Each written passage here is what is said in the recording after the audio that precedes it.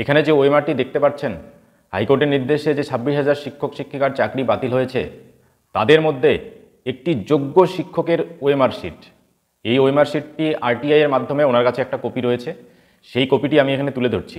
এই ওএমআর শিটটি যথাযথভাবে পূরণ করা হয়েছে এবং উনি সম্পূর্ণ সঠিক অনেকগুলো অ্যান্সার করেছেন এবং সবগুলোই সঠিক করেছেন। সেক্ষেত্রে উনি একজন যোগ্য টিচার, উনি কিন্তু কোনোভাবেই দুর্নীতির সঙ্গে চাকরিটা পাননি। এবং আমি আপনাদেরকে আরেকটি তথ্য দেখাবো, আপনারা দেখুন, মাধ্যমিকে 42তম, তবু চাকরি গেল। এই যে ছবিটি দেখতে পাচ্ছেন, উনি হচ্ছেন শিক্ষিকা জয়নাবা খাতুন। উনি কিন্তু 2001 সালে মাধ্যমিকে 42তম স্থান অধিকার করেছেন।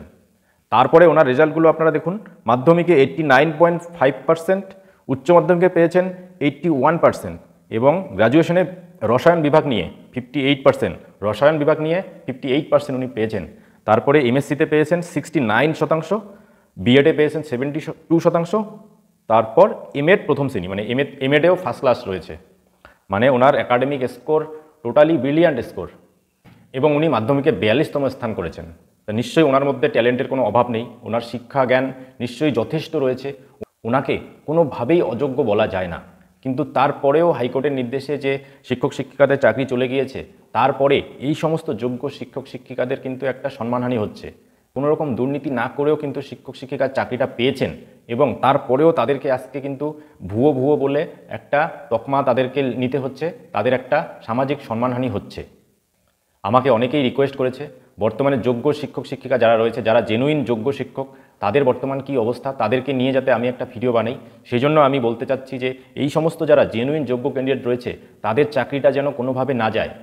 আমরা এসএসসি এবং সুপ্রিম কোর্টের কাছে আশা করব এই যোগ্য চাকরি প্রার্থীরা যারা জেনুইনভাবে চাকরি পেয়েছে, তারা তাদের চাকরিটা ফিরে পাক এবং তারা তাদের সম্মানটা ফিরে পাক।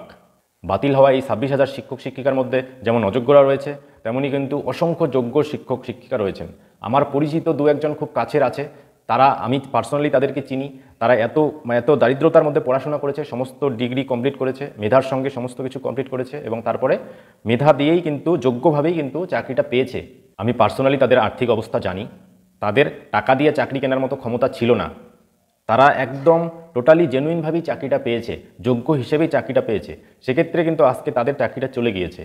এই চাকরি চলে যাওয়ার পরে তাদের মধ্যে যে দুরবস্থা তৈরি হয়েছে, তাদের ভবিষ্যৎ নিয়ে যে একটা অনিশ্চয়তা তৈরি হয়েছে, তাদের পুরো পরিবার এখন রাত্রে ঘুমোচ্ছে না, তাদের ঘুম হচ্ছে না, খাওয়া দাওয়া ঠিক নেই, তাদের বাড়িতে রান্না হচ্ছে না, এই রকম একটা মর্মান্তিক অবস্থায় তারা রয়েছে।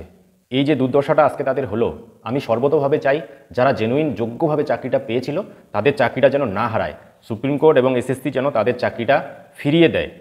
আমরা সকলে আগামী সোমবারের আশায় রয়েছি। আশা করব সোমবার সুপ্রিম কোর্ট থেকে এই যোগ্য ক্যান্ডিডেটদের জন্য, এই যোগ্য যারা শিক্ষক শিক্ষিকা রয়েছে, যারা জেনুইনভাবে চাকরিটা পেয়েছে, তাদের চাকরিটা যেন ফিরে পায় তারা এবং তারা যেন আবার সসম্মানে সমাজের মধ্যে বসবাস করতে পারে। আপনাদের মতামত অবশ্যই কমেন্ট করে জানাবেন আর আমার চ্যানেলে নতুন হয়ে থাকলে চ্যানেলটিকে অবশ্যই সাবস্ক্রাইব করবেন। ধন্যবাদ।